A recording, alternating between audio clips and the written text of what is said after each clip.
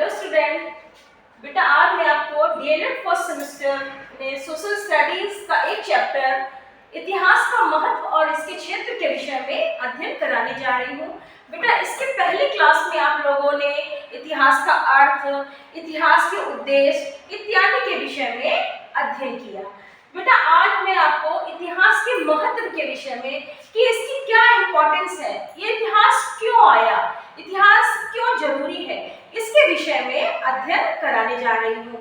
बेटा सबसे पहले पॉइंट में है मानव जीवन का दर्पण।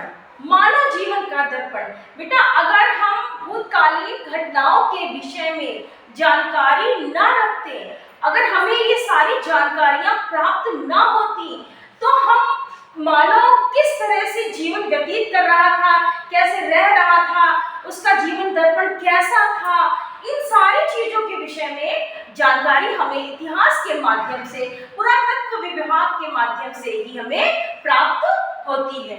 अगले नंबर पे आता है सभ्यता और संस्कृति का परिचय। सभ्यता, हम किस तरह से हमारा रहन सहन था, किस तरह से हम खा पी रहे थे, किस तरह से हम बोल चाल रहे थे इत्यादि, इन सारे विषय में हमें इतिहास के माध्यम से जो भी प्राचीन काल में घटनाएं हुई हैं, जो भी सभ्यताएं थी, जैसे मोहनजोदड़ो की सभ्यता हो गई, हड़प्पा की सभ्यता हो गई, नील घाटी की, मेसोपोटामिया इत्यादि, इन सभ्यताओं को जानकर ही, हमने उनकी जानकारी लेकर ही उन सारी सभ्यताओं से हमने जो भी उनकी अच्छाइयां थी वो सारी चीजों को ग्रहण करके अपने जीवन को आगे बढ़ाने का प्रयास किया। अगले नंबर में आता है राष्ट्रीय एकता। राष्ट्रीय एकता कि राष्ट्र के प्रति एकता की भावना भी हमें इतिहास के माध्यम से ही प्राप्त होती है कि किस देश में किस तरह से सारी चीजें, सारी व्यवस्था चल रही है, क्या क्या हो रहा है, इन सारी चीजों के बारे में जानकारी हमें इतिहास के माध्यम से ही प्राप्त होती है।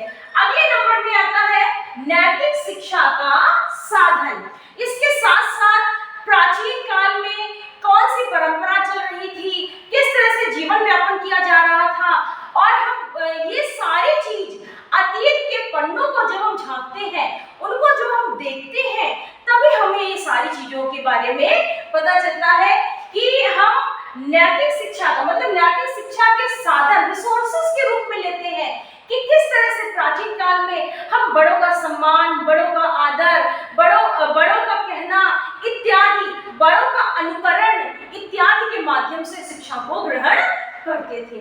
अगले नंबर में आता भविष्य की योजना।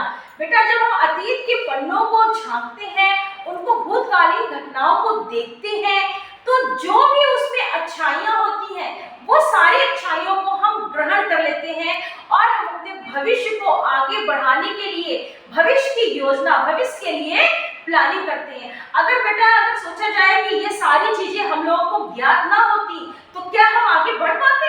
हम कदापि ना बढ़ पाते। अगले नंबर में आता है शैक्षिक महत्व। इसके साथ साथ बेटा हम इन सारी चीजों से इतिहास को जानने के बाद हम उसके शैक्षिक महत्व का भी अध्ययन करते हैं, चाहे शैक्षिक महत्व में चाहे वो आर्थिक क्षेत्र हो, चाहे वो सामाजिक हो, चाहे वो सांस्कृतिक हो, चाहे वो आध्यात्मिक हो। छात्र किस तरह से अनुकरण कर रहे हैं, किस तरह से तार्किक विवेचन कर रहे हैं, कल्पना शक्ति, चिंतन, मनन इत्यादि का किस तरह से प्रयोग कर रहे हैं, प्राचीन काल में हमने किस तरह से सारी बातों को ग्रहण किया, ये सारी चीज हमें इतिहास के अध्ययन के माध्यम से ही प्राप्त होती है। अगले नंबर में आता है प्रेरणा का स्रोत। प्रेरणा मतलब मोटिवेशन। हम अगर अतीत कालीन की घटनाओं को बेटा जब हम देखते हैं तो विभिन्न महापुरुषों की जीवनियां और स्वतंत्रता संग्राम में जाने कितने लोगों ने योगदान दिया और अपने को वो शहीद हो गए, जिससे आज हम स्वतंत्र रूप से इन सारे क्रियाकलापों को कर रहे हैं। ये सारी चीज हमें इतिहास के अध्ययन के माध्यम से ही प्राप्त होती है। उन सारी चीजों को हम देखकर मोटिवेट होते हैं और किसी एक को आइडियल बना लेते हैं और सोचते हैं कि हम भी उनसे कदम से कदम मिलाकर चलेंगे और हम भी वैसा ही करेंगे जैसा हमारे पुराने महापुरुषों ने, नेताओं ने इत्यादि लोगों ने ये कार्य किए हैं। तो उसी के अनुकरण आगे बढ़ने का प्रयास करते हैं। तो ये थे बेटा इतिहास का महत्व, जिसमें पहला था मानव जीवन का दर्पण, सभ्यता और संस्कृति का परिचय, राष्ट्रीय एकता, नैतिक शिक्षा का साधन, भविष्य की योजना, शैक्षिक महत्व, प्रेरणा का स्रोत। अब हम बात करते हैं इंपॉर्टेंस के बाद, अब हम बात करते हैं इसका क्या स्कोप था, इसका क्या क्षेत्र था, इतिहास के क्षेत्र। तो बेटा इतिहास के क्षेत्र कई दशाओं में थे, जिसमें सबसे पहला है प्राचीन इतिहास। बेटा अगर हम प्राचीन इतिहास के बारे में जानकारी ना रखते तो उस समय की तत्कालीन घटनाओं, चाहे वो सामाजिक हो, आर्थिक हो, राजनीतिक हो, मनोवैज्ञानिक हो, इत्यादि घटनाओं के विषय में अगर हम जानकारी ना रखते तो हम आगे कदापि नहीं बढ़ पाते। अगले नंबर पे आता है आधुनिक इतिहास, पुनः जागरण का युग। बेटा हमने जब पुराने तथ्यों को ग्रहण किया, मनन किया, चिंतन किया, उसके परिणाम स्वरूप ही हमने आधुनिक इतिहास को रचा कि उसमें जो भी अच्छाइयां थी उसको हमने ग्रहण करके उसको आगे बढ़ाने का प्रयास किया। अगले नंबर में क्षेत्रों में आता है मध्यकालीन इतिहास।